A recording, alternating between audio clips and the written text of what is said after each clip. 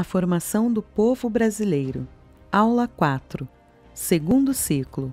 A formação da classe dominante.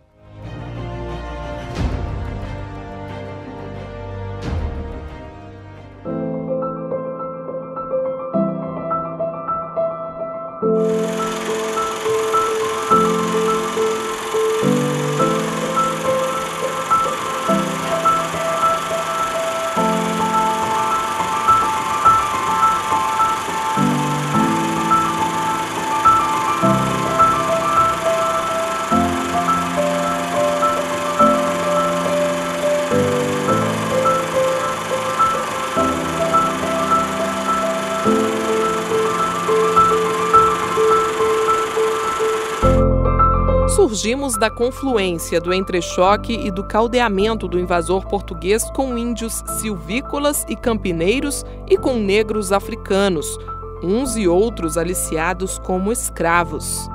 Olá, amigos! Estamos começando a quarta aula do segundo ciclo. Formação da classe dominante.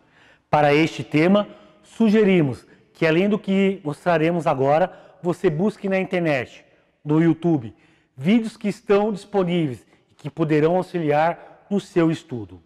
Dentre eles, tem a participação de Darcy Ribeiro no programa Roda Viva, da TV Cultura, em 1988. Tem outro, de Leonel Brizola, que fala sobre as elites brasileiras. E um terceiro, bem interessante, do ex-ministro Bresser Pereira, de 2013, onde ele fala com muita propriedade dos ciclos econômicos e políticos que o Brasil tem passado nos últimos anos. Na sequência, vamos ver um pouco sobre a formação da classe dominante, segundo Darcy Ribeiro, em sua obra O Povo Brasileiro.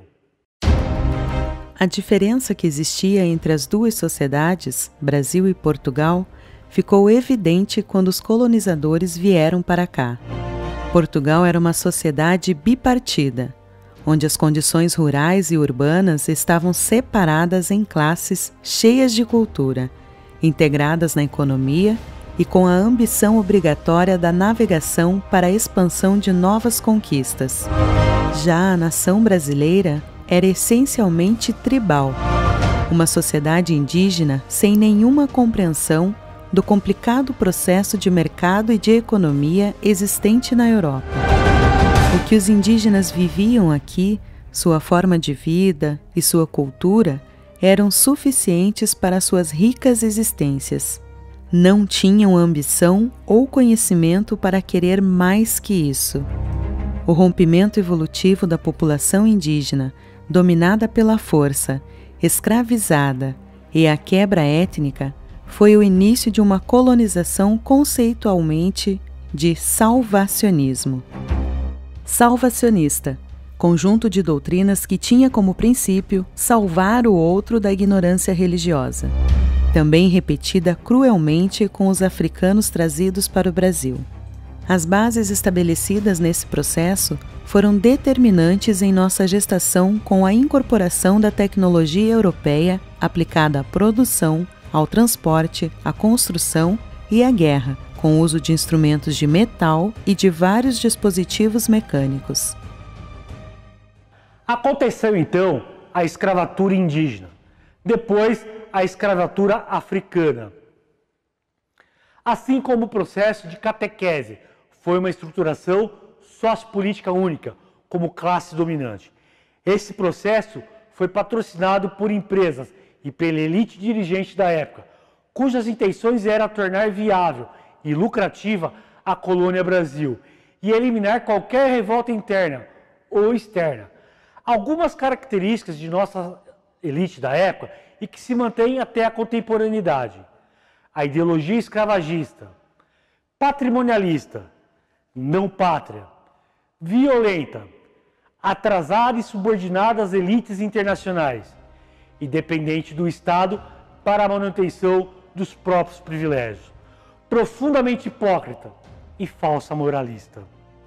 Uma nação em que a classe dominante é de filhos ou descendentes de senhor de escravo, leva na alma o pendor, o calejamento do senhor de escravo.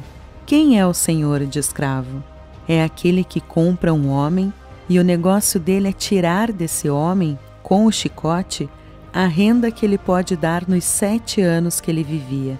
Enquanto o escravo está condenado a lutar por sua liberdade, a ir para o quilombo, o senhor de escravo, ao contrário, está condicionado a usar o escravo como carvão que se queima para a produção para ter mais lucro.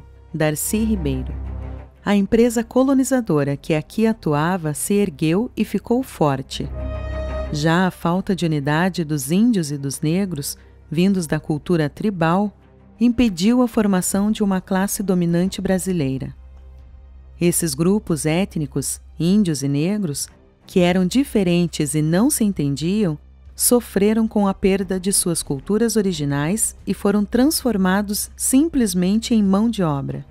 Na época, a gestação étnica foi enfrentada de 2 formas. A primeira, com o assassinato dos grupos indígenas, que não aceitavam a condição de escravos e acabaram se afastando do litoral, ou foram exterminados pelas batalhas ou pelas pragas que os colonizadores trouxeram. E o segundo foi manter à força o controle português sobre os núcleos de novos brasileiros que se multiplicaram. Estratificação social. Processo ou sistema social em que a população se distribui de maneira mais ou menos rígida em estratos, classes e castas. Dando sequência à nossa aula, vamos falar agora sobre a estratificação social. Ela tem como característica a racionalidade resultante de sua montagem, como negócio que privilegia e enobrece a uns, fazendo os donos da vida, e aos demais domina e destrói, como objeto de enriquecimento alheio. Esse modelo de empreendimento fez do Brasil, ainda hoje, uma sociedade injusta e com características de uma feitoria, porque não dá à população condições de sobrevivência e de progresso. Ela se preocupa apenas em enriquecer uma camada senhoril que comanda o país, que tem como uma das finalidades atender às solicitações externas. Vamos entender agora as várias faces que contribuíram para a formação da classe dominante. Começamos com o Brasil Colônia, depois o Brasil Império, a Primeira República e, por último, a Era Vargas. Brasil Colônia. Período compreendido desde a chegada dos portugueses em nosso país até a proclamação da independência, em 1822. No Brasil Colônia, a sociedade era dividida em 2 partes. A aristocracia, que era a população mestiça de múltiplo cruzamento étnico, entre eles o cunhadismo, e os escravos, representados pelos negros e índios, que se dividiam entre aqueles que passaram a trabalhar nos engenhos em função do plano adaptativo citado no ciclo anterior, e a população dita urbanizada, que se concentrava no litoral do Brasil. Para entender melhor essa classificação da população da sociedade colonial, vamos ver como ela era classificada. Visualizando a pirâmide social, podemos perceber que praticamente 10% da população era composta pela aristocracia, que ficava no topo da pirâmide. Os outros 10% era composto pela população livre, e a grande massa, em torno de 80%, era composta pelos escravos, negros e índios, e pela população mestiça, resultante dos múltiplos cruzamentos étnicos. Brasil Império. Período compreendido desde a independência, em 1822, até a proclamação da República, em 1889. O Brasil Império é dividido em 2 etapas. Primeiro reinado, de 1822 até 1831, governado por Dom Pedro I até a sua renúncia, e o segundo reinado, que vai de 1840 a 1889. Neste período tivemos, de 1850 a 1880, aconteceu o crescimento da economia cafeeira e surto industrial, os progressos urbanos, o surgimento das ferrovias e uma sociedade mais heterogênea. Os principais marcos do período foram a lei do ventre livre, a criação dos Correios, a promoção dos militares, novo quadro de pessoal dos empregados do Tesouro e da Fazenda, escolas públicas primárias na corte, tratados com o Paraguai, imigração de estrangeiros e a naturalização de estrangeiros. Vamos ver agora os fatores que levaram à proclamação da República. Confronto do imperador com a Igreja Católica, descontentamento dos militares, descontentamento dos proprietários rurais. A classe média queria maior participação na vida pública do país. O fim da escravidão. Na sequência histórica brasileira, temos a Primeira República, que é o período entre o fim da monarquia, em 15 de novembro de 1889, até a Revolução de 30. Os historiadores definem esse período também como de República Oligarca, República dos Coronéis, a República Café com Leite. A política do café com leite foi um acordo entre as oligarquias estaduais e o governo federal, durante a República Velha, para que os presidentes da República fossem escolhidos entre os políticos dos partidos Republicano de São Paulo, que era maior produtor de café, e o Partido Republicano de Minas Gerais. Portanto, ora o presidente seria paulista, ora mineiro, maior colégio eleitoral da época. Também fazia parte da Primeira República a política dos governadores, ou política dos estados. Foi um acordo durante os primeiros anos da República Velha, 1889-1930, em que o governo federal apoiava os governos estaduais sem restrições, e, em troca, eles faziam uso de seus coronéis e elegiam bancadas favoráveis ao governo federal, de forma que nem o governo federal, nem os governos estaduais enfrentassem qualquer tipo de oposição. Para viabilizar essa política, o governo federal criou a Comissão de Verificação de Poderes.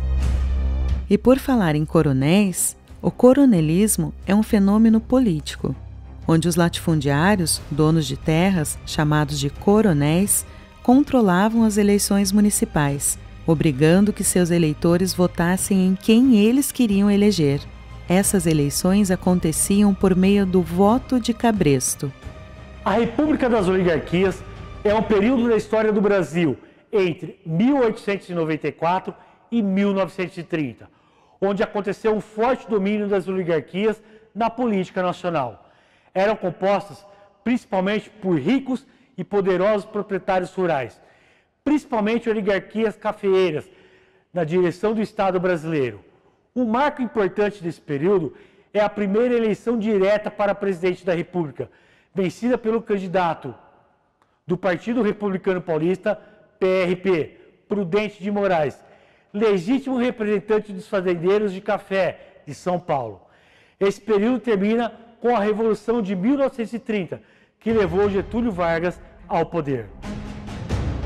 Era Vargas, a Revolução de 1930 a 1945.